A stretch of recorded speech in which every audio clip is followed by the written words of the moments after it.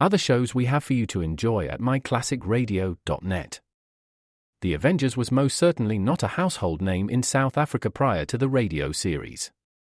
With no national television service until 1976, the mechanism simply was not present in the country to show television programs to mass audiences. While many other countries reveled in the filmed adventures of John Steed and company, South Africa was not equipped to join in the fun.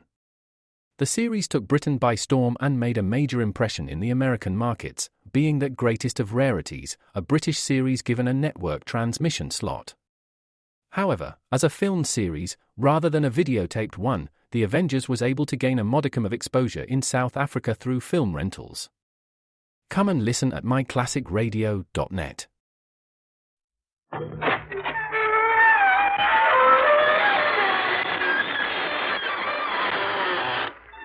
Good evening, friends of the creaking door. This is your host to welcome you into the inner sanctum. Come on in. Come in, whoever you are, whatever you are, whether you're alive or dead. In fact, the deader you are, the more we like you. Some of us have gotten the arts and crafts rage. You know, the urge to make and unmake things with our bare hands. Gadgets and copper, silver, and bone. So striking they make your head roll. One character drove himself into such a creative frenzy, he worked himself right back into the grave. I won't tell you who or what he is, because sooner or later you'll surely be seeing him around.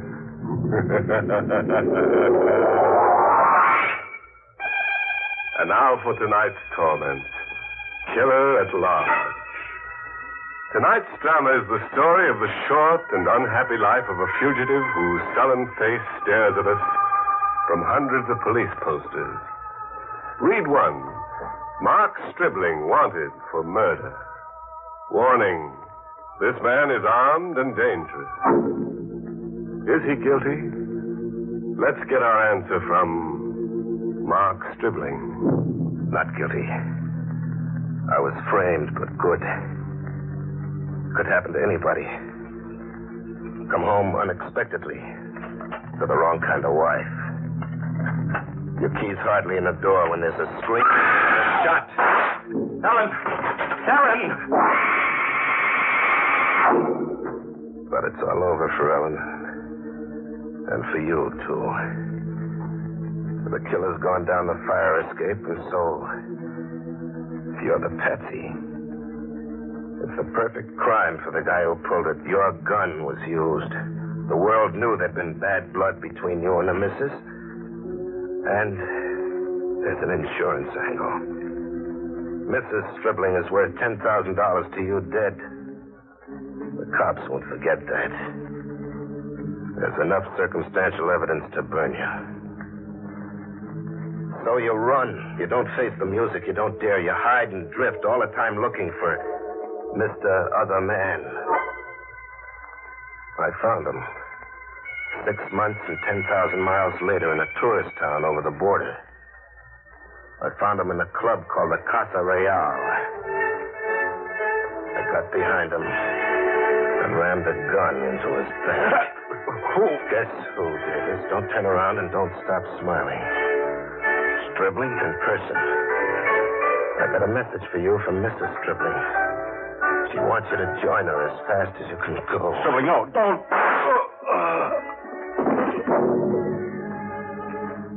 The long chase was over.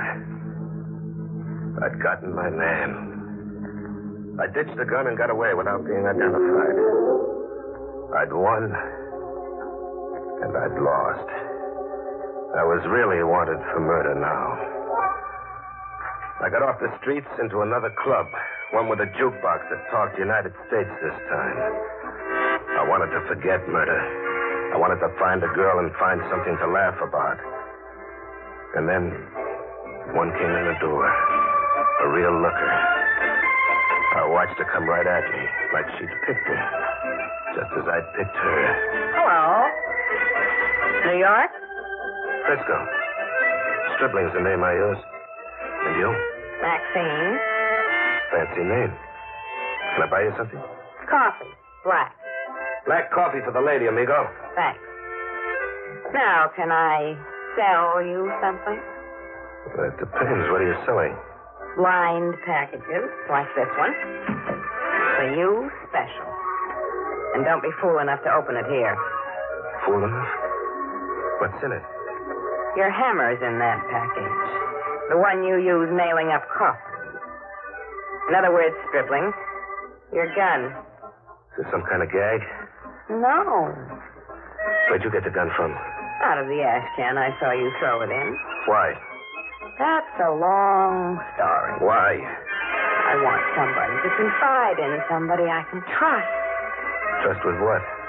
I'll tell you some other time. Come see me tomorrow morning, room 110, the Hotel Chico. Bye now.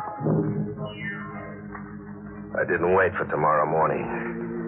You don't when you're suddenly sitting on a keg of dynamite labeled Maxine. I followed her out instead and tailed her through the streets.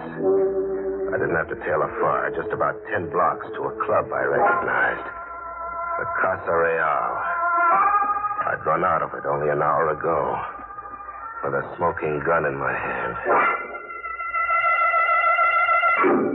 I didn't wait until morning to go to Maxine's room in the Hotel Chico. I went right to it to wait for her, to surprise her. I didn't bother going up the usual way. I went up by way of the fire escape in the back. I found room 110, but the window was sealed tight. I had to kick it in. Inside, I found an easy chair and a deck of cards. I played solitaire, with my gun in my lap, waiting for Maxine. Morning was an hour old when Maxine came home. She had a camera slung over her shoulder, a big one, like she made picture-taking a business. She saw me and didn't bat an eyelash. How's your solitaire game? I'm ahead.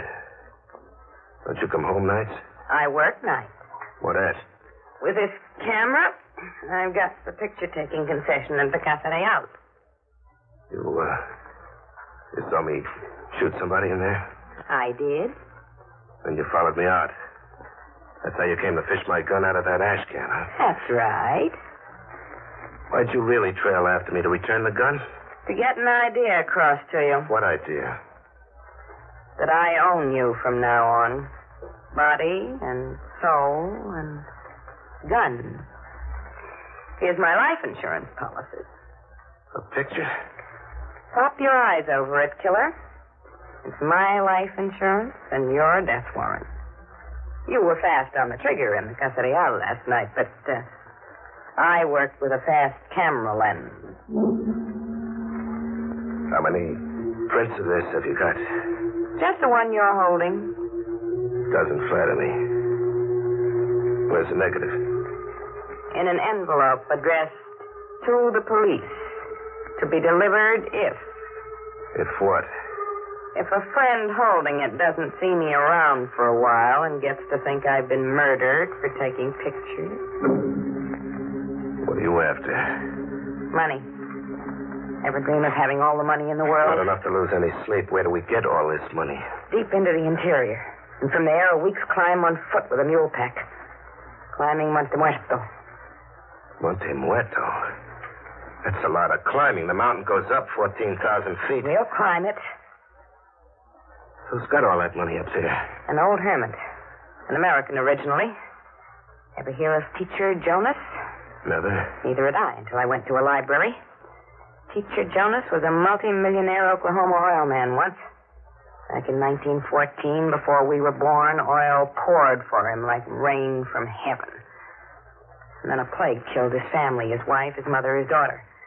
Right after that, his only son committed suicide. Guy blows his top when hard luck piles on like that. Yeah, that's just what happened to Teacher Jonas. His mind cracked. Oh. So he took himself out of the world. He packed up and climbed out as high as he could get. Teacher Jonas came to Monte Muerto with everything he owned converted into cash, into gold. He's up there somewhere, dribbling an old lunatic of 80 with more money than he can count. How'd you tumble to Teacher Jonas? Listening in on table talk at the Casa Real. A tramp pilot named Wiley Scott was boasting to a companion, a ship's cook from Veracruz named Genesee. Wiley was trying to get Genesee to stake him to provisions, a pair of mules, and a guide. How'd Wiley find out about Teacher Jonas? He piloted a monoplane on a run from Tampico to San Jose in Guatemala. The plane developed engine trouble, and he had to make a forced landing. You can guess the rest. How do we find Teacher Jonas? And while he got his plane repaired, he flew over Monte Muerto again and made a detailed map. Map making's his business. He carries the map in a pouch around his middle. Job number 1 scheduled for me, huh? I'm to get the map from Wiley. Maxine laid out the strategy for surprising Wiley Scott. She was going to invite herself up, a decoy, with me behind her. It worked just like that. Wiley opened the door. Nice of you to visit, Maxine. A real nice... Now close your mouth, Wiley, and get back inside. Inside. What do you want? Tell him, Maxine. The map of Monte Muerto. The map? Pull your shirt out and unbutton that money pouch. Sure. Drop it on the table. See if the map's in there, Maxine. It's in there. Look, you people, I'll be glad to cut you in this morning enough for everybody. There's too much there for one man to keep... Shut up. The lady says no deal. Now, Stribling. No, I don't mind a minute.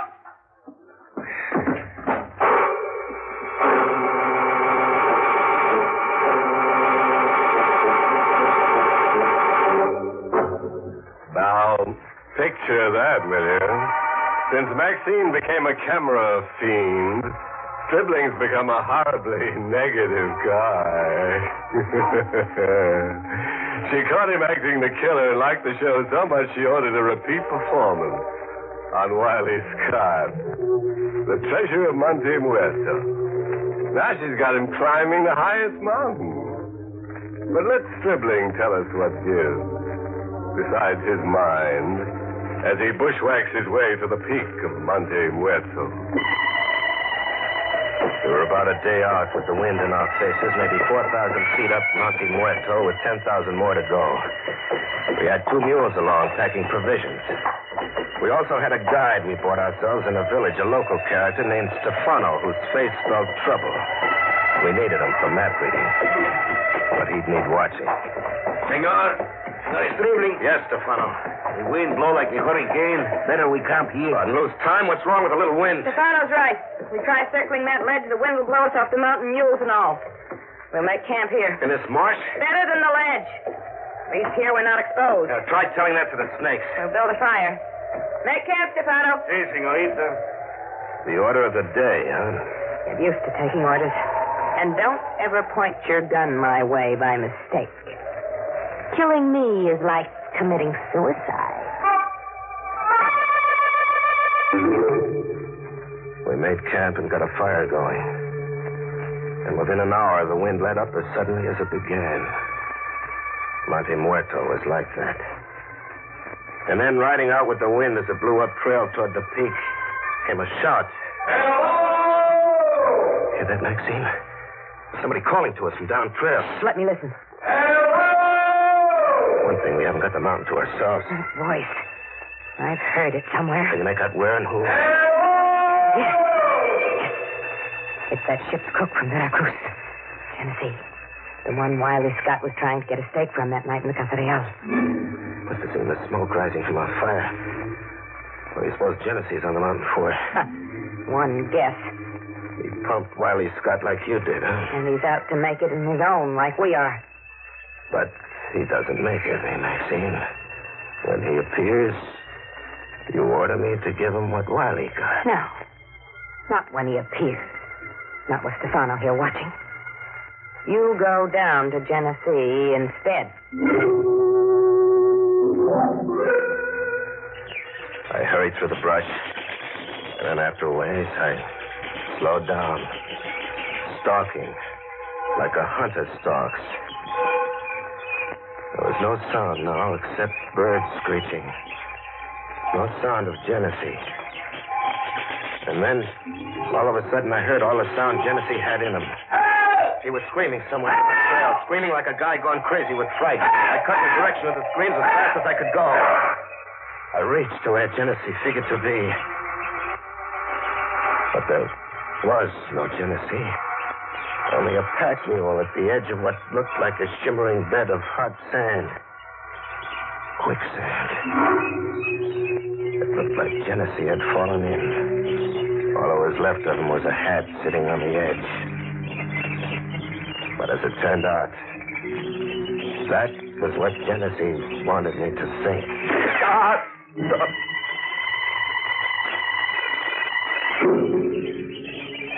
It came to, but my left hand smashed where a bullet had burned into it. And Genesee, looking down on me, he'd been squatting in the brush with his rifle aimed and ready. You're not very bright, my friend. You fool easy. That hat on the edge of the quicksand was only a stage setting. How could you know I was coming down after you? Oh, these field glasses. I saw you make camp up there off the ledge and then come down trail after whispering with Maxine. I guess you were coming down to kill me. Maybe not. Don't lie to me, my friend. I know Maxine. Roll. Roll? Into the quicksand. I ain't got any bullets to waste. Roll. Okay, if you want it like that. I rolled, slowly. I was damn sure, but Genesee wasn't very bright either. Rolling, my good hand underneath closed on the 38. A 38 and a shoulder holster. Coming up on the roll, a shot from the hip. Genesee never even knew what hit him.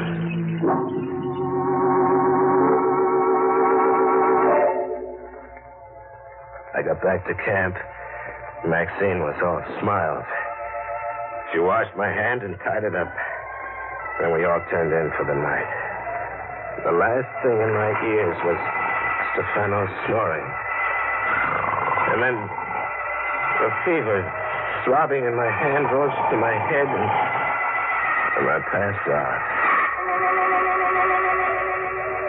I came to wondering why Stefano wasn't snoring anymore. It wasn't because he was awake, up and about, packing the mules like a guy making a sneak getaway in the night. I reached for my gun. No gun. My gun was gone. I see you are awake, Senor Stribling. A good thing. Quiet. We'll awake the senorita. Please do not do nothing foolish, senor. Stefano does not want to harm you and the charming senorita. What does Stefano want to do? To take the mules and himself to the senor teacher Jonas.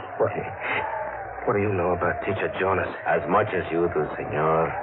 You see, the Senor Wiley Scott also tells Stefano everything when he asks Stefano to work for him. He's a guide to the top of Monte Muerto.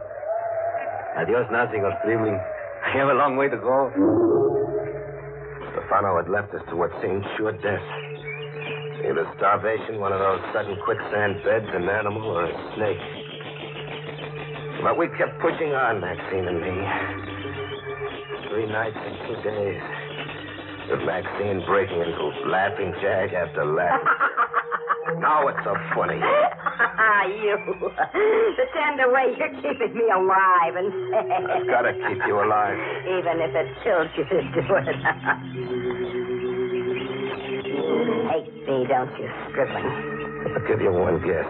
If you only knew where I'd left that negative. I'll know. I'm keeping you alive, sure, just about.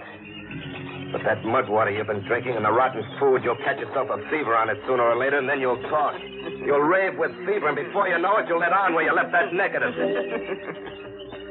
When that happens, I'll kill you.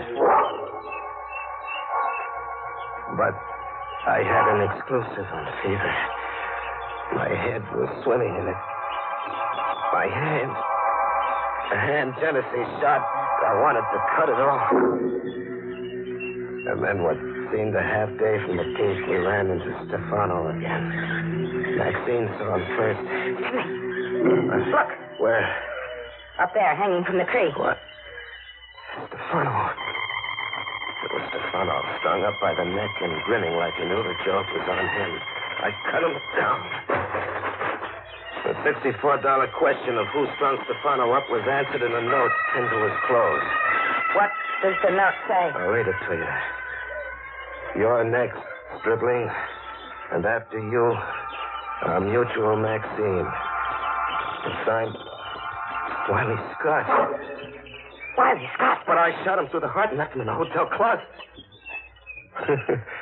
His ghost took up where Wiley left off. Let me see that note. You've seen Wiley's handwriting before? Lots of times. Well, is it or isn't it?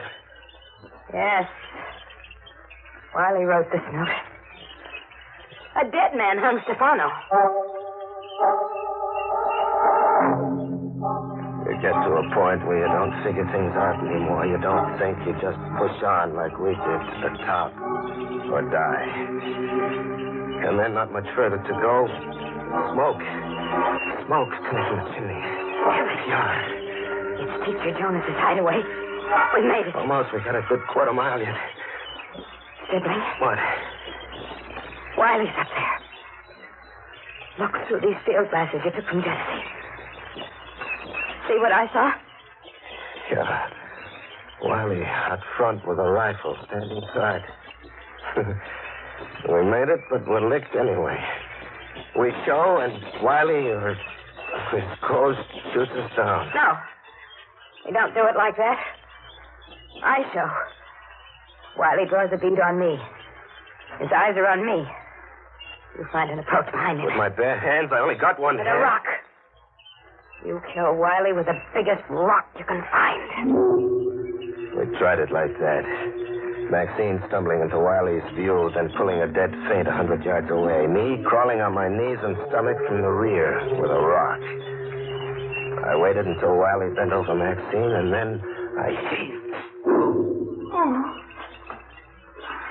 When Wiley came around to consciousness, I had his rifle.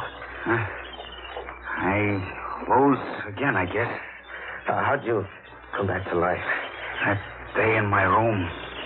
You shot okay, but you only knocked me out. A concussion did that. I always wear a bulletproof vest. How'd you beat us up here? Shortcut I didn't indicate on the map. And the old man, Teacher Jonas, what'd you do with him? I don't see him. The old man's dead. He died this morning in his room. You killed him? Nah, I found him dying. Nothing special, only old age. And the money. What about his money? That's a joke. Old Teacher Jonas told me I could have it if I wanted it bad enough. Seeing as he was dying without heirs. He was a real old gentleman. If he was crazy, you couldn't tell. Where'd he say he kept the money, Wiley? In an iron trunk in the kitchen. In an iron trunk in the kitchen. You take care of Wiley, sibling. Maxine, wait a minute. Let her go, Stribling. She deserves what she's gonna get. What she's gonna get? What do you mean, what she's gonna get?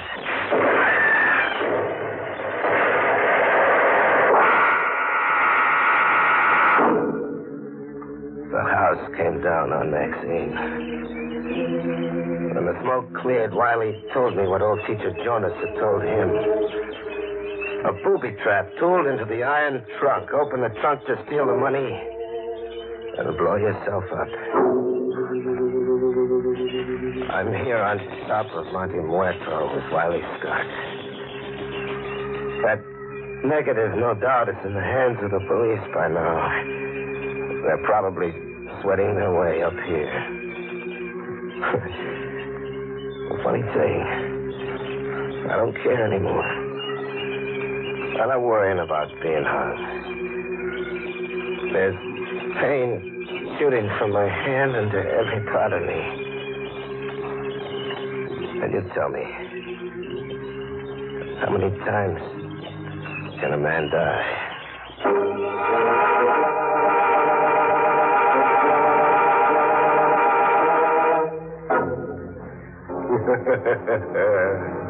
Nothing like blowing your top in high places. Maxine and Stribling reached the peak, all right. The peak of insanity. Poor Stribling's absolutely disinterested in that picture Maxine took of him now. He figures you can't hang a man for dying.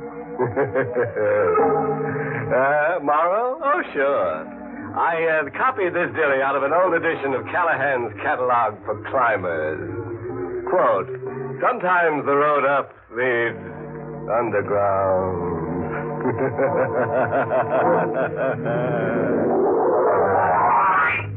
Pleasant dreams.